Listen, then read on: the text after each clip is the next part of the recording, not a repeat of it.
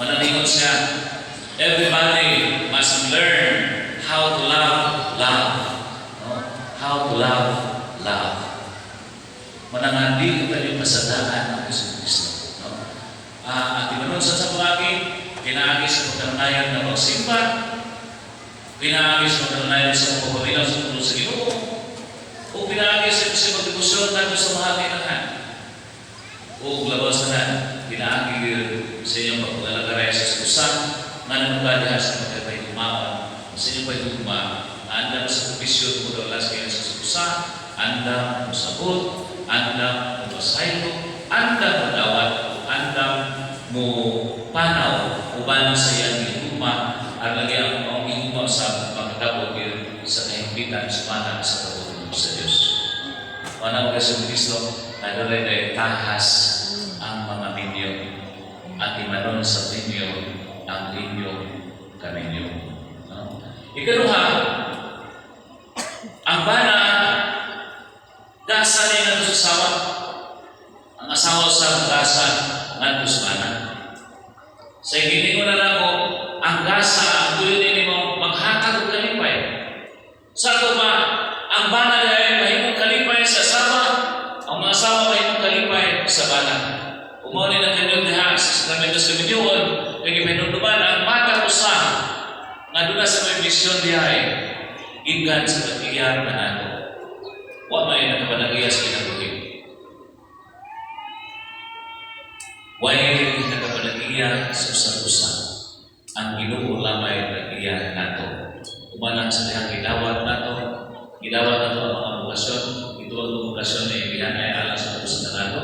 Atong ilang na siya ang nag-iya. Ang Ginoo mao'y nagpili sa bana nagdasa sa mga asawa. Ang Ginoo ay nagpili sa mga asawa nagdasa sa mga bana. Therefore, ang bana niya ay maningkamot mag-ayo na mahimo siyang kalipay sa asawa. O ang asawa sa mahimong kalipay sa iyang bana. Manang misyon sa matag usan. Dili mahina ng Yesu Kristo sa ila kung matag sa kanyang karon anangin o paningkamot mahimong kalipay kaayo alang sa usan. Apan ito ng Yesu Kristo ang atong tawhanong kinayahan, ang atong tawhanong pagkabay kumaon na gumakin mo sa sala. Manang rin panahon ng nagpulutan kita sa pagpaningkamot o alang sa kayahan sa usan. Kaya naman, doon ang may mga panahon ng Yesu Kristo na ikaw bitaw na aningkamot o ayo na itong nakitaan ng kinisya usa napikas sa uwa o tubag. Sa iyong kita ka, sige na di ako o ay mo sabot. Sige na di ako o ay mo rin sa provisyon.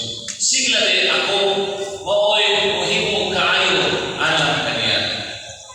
Kanang normal mo ng Kristo ka, love needs to be reciprocated. Sa diya bitaw ang bana, malitan sila ngayon na ito ang Rachel.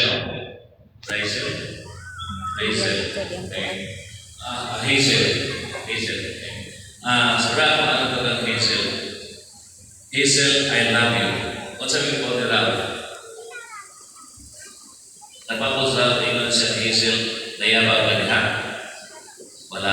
Pwede ang iba ako na, yes, I love you too, love. Ingon mo Yesu Kristo, love needs to be reciprocated. Umana sa problema, tungkol kay love needs to be reciprocated, ang mga mga laguan sa may pabalikamot sa kaayo na kinahanglan sa pagbagon sa kaayo. Dili ba naman kasi